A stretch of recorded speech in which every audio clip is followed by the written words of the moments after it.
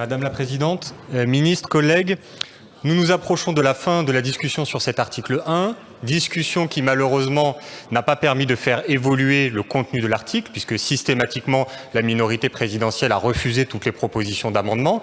Mais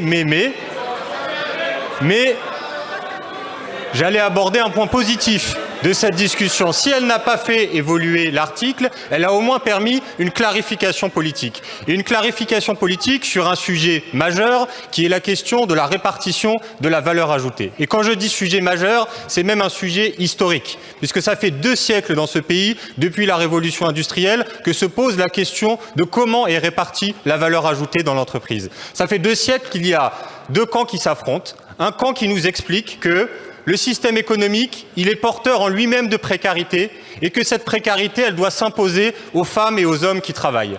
C'est, chers collègues de la minorité présidentielle, le discours que vous avez tenu à propos des primes. Vous nous avez expliqué que les primes, certains l'auront, d'autres ne l'auront pas, ce sera tel ou tel montant, que de toute façon, c'est au bon vouloir de l'employeur ou de la conjoncture économique. Bref, vous nous expliquez que la précarité de l'économie, elle doit rejaillir sur les salariés.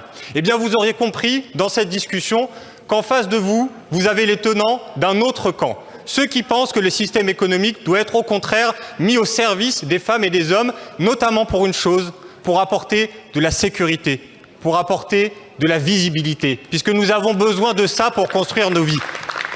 Nous avons mené cette discussion depuis hier, mais je le disais, le débat est ancien, puisque ça fait longtemps que nous nous battons.